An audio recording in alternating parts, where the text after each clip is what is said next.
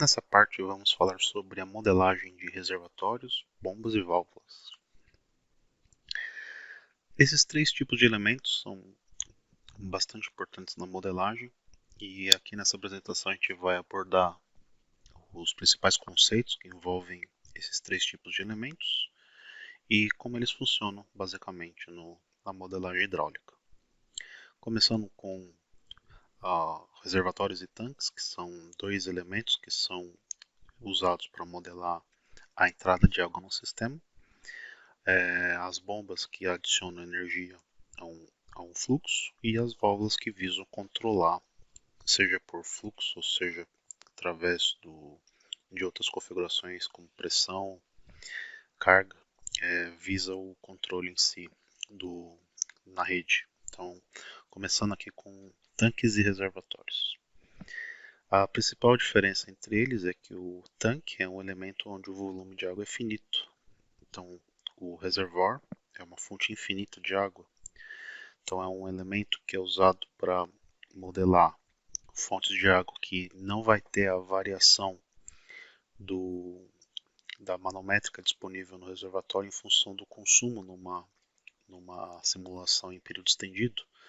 Então, o nível vai se permanecer inalterado em função do consumo. É possível modelar um reservatório, com variação ao longo do tempo, mas através de curvas pré-definidas do usuário. Então, o elemento reservatório ele nunca vai variar o nível em função da demanda de água. Já o tanque, sim. Então, o tanque, como tem um volume finito, onde o usuário define através da inserção da elevação mínima e máxima, que é para o software saber a amplitude de operação do tanque e qual que é o volume, e para saber quando que está cheio e quando está vazio. É um elemento onde é possível verificar o comportamento dinâmico em função do resultado hidráulico. Então, no tanque, ele proporciona o armazenamento de energia, ele equilibra os cálculos de uso da água, equaliza as pressões e ele tem alguns impactos negativos em relação à qualidade da água, como longos tempos de residência, aumentando a idade da água e a pouca mistura no reservatório. E tudo isso pode ser analisado com base na modelagem hidráulica. Já em bombas é onde a gente faz a modelação de elementos que aplicam carga ao fluxo. Então, através da modelagem de bombas, a gente consegue inserir informações características do equipamento, como a curva de carga versus vazão, a curva também do rendimento versus a vazão e, se necessário, a curva do NPSH requerido para avaliação de riscos de cavitação. Pelo modelo é possível verificar o ponto de funcionamento da bomba e cruzar com a curva do sistema, se for necessário. Quando a gente está modelando a bomba, é necessário inserir a curva de carga dela, e normalmente ela é representada por uma curva com esse aspecto, onde é possível definir o ponto de shutoff, que é o ponto da carga que cruza o eixo Y, e as determinadas curvas como uma curva exponencial. Então, quando a gente começa a ingressar os dados da bomba, primeiro é preciso saber o que tem de informação do equipamento, porque podemos estar falando de uma modelagem de um equipamento já existente, antigo, ou de um equipamento novo. Então, normalmente é necessário ter pelo menos 3 pontos da curva, que é o ponto de shutoff, o máximo operacional, e o ponto de projeto, onde tem o maior rendimento. E aí, quando você tem esses 3 pontos, você consegue ingressar dentro do software os 3 pontos e o software faz a curva exponencial que melhor ajusta esses 3 pontos. Quando a gente tem a bomba onde a velocidade do retor pode ser alterada, a gente tem as curvas que melhor caracterizam. Então, quando a gente tem bombas que podem ter a mudança da velocidade nominal da bomba, a gente começam a ter essas curvas paralelas da curva da bomba. Essas curvas são normalmente sacadas por informações do fabricante. Vale ressaltar que se a bomba for muito antiga, é necessário fazer algumas medições de campo de desempenho para fazer a calibração da curva. Então é importante fazer esse tipo de análise para ver se é necessário fazer a calibração. As bombas que possuem velocidade variável ou que possuem um inversor, né, de frequência, é possível fazer esse tipo de modelagem dentro do software, dentro do AutoArcade ou do AutoGIMS, fazendo a configuração de como que a velocidade é alterada. Então a gente pode fazer a modelagem controlando a velocidade a partir de uma informação como ou a carga constante ou a velocidade ou a vazão constante que se passa pela bomba, e o software faz o cálculo da velocidade relativa, que seria a razão entre a velocidade e a velocidade máxima. Então sempre o software vai fazer o cálculo deste valor relativo, um número adimensional. A bomba também pode ser controlada por nós do lado da sucção do equipamento, ou tanto na descarga, no lado do recalque. E as bombas de velocidade variável, ela tem o ajuste da velocidade obedecendo às leis de afinidade da bomba, onde se tem como constante a razão da vazão pela rotação em diâmetro ao cubo ou pela carga dividido pelo quadrado da rotação pelo quadrado do diâmetro.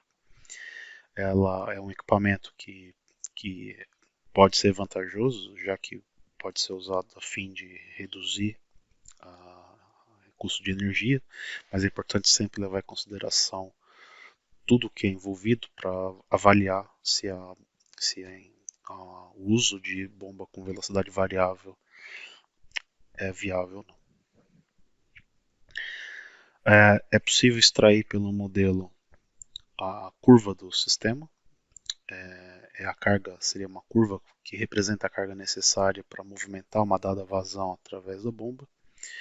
Ela não é uma curva única, é um conjunto de curvas, pois ela pode ser influenciado pelas variações de um reservatório jusante, por exemplo, ou também do consumo, que é outra coisa que varia ao longo do tempo. Então aqui a gente tem um caso simples de um exemplo de uma curva de carga do sistema, onde a gente tem no cruzamento do eixo Y, no zero, a gente tem a altura, a diferença de cota, que seria a diferença de cota do ponto jusante para o ponto de medição onde estaria a bomba. E conforme vai aumentando a vazão, a curva vai aumentando de acordo com o aumento da perda de carga. Vai aumentando a vazão, vai aumentando a velocidade e vai aumentando a perda de carga. Então isso aqui é uma típica curva característica do sistema. E ela pode ser cruzada com a curva da bomba. E aí o cruzamento das duas curvas é o ponto de operação da bomba.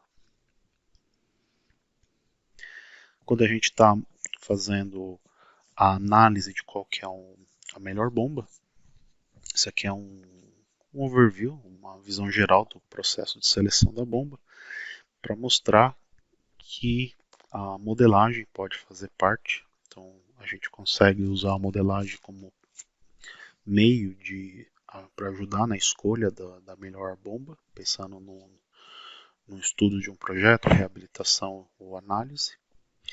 E a modelagem está presente nesses passos em cinza. Esse aqui é um gráfico típico, onde a gente tem na curva verde a curva do equipamento, e aí às vezes o equipamento tem diversos modelos, aí através da vazão de projeto a gente encontra ali no polígono qual que é o modelo a ser escolhido da bomba. Entrando agora nas válvulas, temos diversos tipos de válvulas ou modelagem da válvula. Então, por exemplo, temos as válvulas de bloqueio, né, que são as válvulas de isolamento. temos válvulas de controle de fluxo, que controla através de alguma regra, então pode ser através de um valor de vazão, pode ser também através de um valor de pressão. Temos também o uso, por exemplo, se você tiver uma válvula de descarga e você quer modelar a descarga através de um coeficiente desta válvula, não é preciso botar esta válvula em si, pois a própria junção tem um atributo, né? Assim como o hidrante, um atributo que é o coeficiente emissor. Então você consegue modelar esse tipo de válvula de descarga sem necessariamente ter explicitamente o elemento em si. Temos também a válvula de retenção, temos as válvulas de medição de vazão, temos válvulas para ajudar a fazer uma modelagem de uma dada curva de perda de carga em função da vazão, que seria a válvula genérica GPV. Temos a válvula de redução de pressão e a válvula de sustentação de pressão, onde o usuário define a carga necessária a montante, a jusante, para modelar a sustentação ou a redução da pressão. Redução que também pode ser usada com a válvula de quebra, que é a válvula dissipadora de pressão, PBV. A diferença da PBV para PRV é que, em vez de usar uma pressão ajusante requerida, na PBV é usada o valor da queda de pressão, tipo a altura do degrau da perda. Aí a pressão de jusante e a de montante são ambos resultantes da modelagem hidráulica. Também temos a ventosa, que modela a conexão do sistema com a atmosfera, ou seja, são pontos onde a pressão vai ser zerada, pressão absoluta. Né? Temos a válvula de regulação de vazão, que é a FCV, onde coloca a vazão através de um valor específico, e a válvula de controle de vazão para simular situações onde válvulas de bloqueio possam estar parcialmente fechadas. Falando agora das VRPs, elas podem ter 3 status, que é o status ativo, inativo ou fechado. O inativo é quando ela praticamente não existisse, ela não atua, não faz nenhum tipo de cálculo de perda de carga. E quando ela está ativa, ela é controlada totalmente pelo modelo, ela limita a pressão no sistema. E quando ela está fechada, não há escoamento. E quando ela está ativa, ela pode ser, após a rodada hidráulica, ela pode ser fechada automaticamente. Quando numa situação você tem uma configuração no qual não é possível atingir uma dada pressão, aí mesmo com ela fechada, a pressão resultante da redução não chega ao valor configurado. Tá, então é muito importante quando está modelando válvulas, pode ser tanto a VRP quanto a de sustentação, que olhe os resultados dela, porque você configura inicialmente o status, que é o status inicial que você requer na modelagem, mas é importante ver se após o balanço hidráulico, se de fato ela está ativa mesmo, se por acaso ela fechou. Então essas situações, aqui a gente tem um exemplo simples. Então, por exemplo, se a gente tem uma VRP modelada para 55 MCA, se a gente tem a montante 70 MCA, ela vai, após o cálculo, ficar ativa e ela vai fazer a redução, no caso aqui de 25 MCA, de 15 MCA. Se você tiver a jusante, por exemplo, você tem a montante ainda os 70 e pelo cálculo, pelo balanço hidráulico, você tem pressão suficiente para chegar em 65 mesmo com ela fechada, tudo depende do que você tem a jusante, que às vezes você pode ter uma outra situação a jusante que mesmo com essa VRP fechada sozinha, ela não consiga. Então aqui é um exemplo de uma VRP que está fechada na segunda linha, e mesmo com ela fechada foi atingido 65 MCA. Aí ela ficou fechada e ainda corta o consumo da rede. E aí a terceira opção é quando ela ainda está aberta, só que tem uma pressão abaixo. Então ela está aberta e ela continua com, por exemplo, está com 40 MCA, chegou a VRP com 55, mas não tem o que reduzir, porque ela já está com uma pressão abaixo de 55 e ela fica aberta, porém não atuando. Então é muito importante verificar os resultados. E quando a gente tem uma dissustentação de pressão, tem a mesma opção. Você pode ter as situações dela estar aberta e controlando, ou aberta sem atuar, quando ela não atinge. O software dá uma notificação quando ela não atinge o objetivo, tanto da VRP quanto da PSV, e ela pode acabar sendo fechada se mesmo ela fechada ela não atinge o objetivo. Então é muito importante olhar o resultado do status das válvulas. As válvulas de retenção, elas podem ser modeladas de duas formas. A gente tem um elemento explícito, que é um elemento de válvula de retenção, mas dentro do tubo também tem uma propriedade no próprio tubo de habilitar a válvula de retenção. Então é o caso da imagem da direita. Essa setinha mostra uma simbologia de um tubo mostrando que ela tem uma válvula de retenção ativada. Então são duas formas de modelar a válvula de retenção com o AutoCAD. Aqui é um exemplo da modelagem de ventosas. Então podemos inserir as ventosas nos pontos altos para fazer a conexão da linha manométrica com a pressão atmosférica, dando esta opção de visualização. Então aqui a segunda imagem é da ventosa aberta, conectando a pressão com a atmosfera.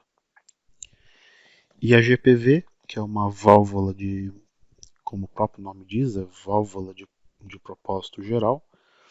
Nela é inserida uma curva, vazão versus perda de carga. Daí, durante a modelagem, a perda de carga que vai ser modelada naquele ponto vai ser em função da vazão, sendo que é necessário, como dado inicial, informar a elevação do centroide da válvula e o status inicial dela.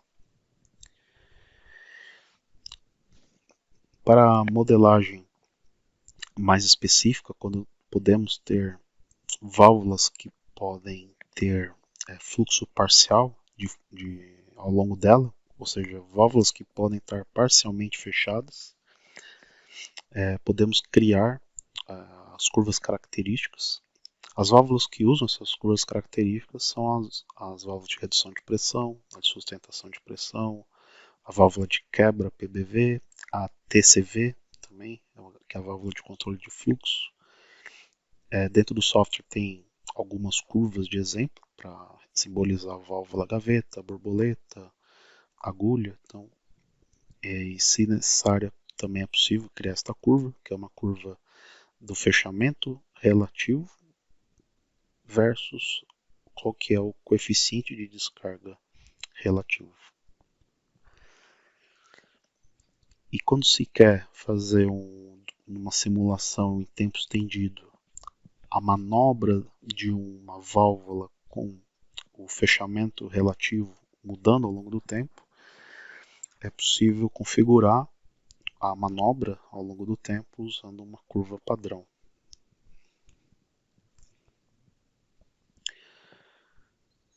Quando temos medidores de água, né, normalmente não é necessário fazer esse tipo de modelagem de perda de carga em medidores de água. Mas às vezes, se necessário, é possível fazer a modelagem de perda de carga localizada quando sai pra, da rede para dentro de uma determinada instalação. Então, se necessário, é possível inserir esse K da perda local diretamente ao tubo. Então, se necessário, é possível modelar a perda de carga no tubo diretamente ao tubo. E sobre o emissor de vazão, que é a modelagem de uma demanda que sai através de um orifício, como um sprinkler, né, de combate a incêndio, ou também é muito usado para modelar demandas dependentes de pressão, quando temos situações de abastecimento intermitente. O coeficiente de emissão seria o coeficiente que vai ser multiplicado pela pressão, como diz aqui a equação, elevado a um exponencial. Esse expoente de 0,5 ele pode ser alterado, ele fica dentro das opções de cálculo do cenário. 0,5 é o valor padrão. Então, através dos coeficientes de emissão e de vazão, é possível modelar esses tipos de consumo.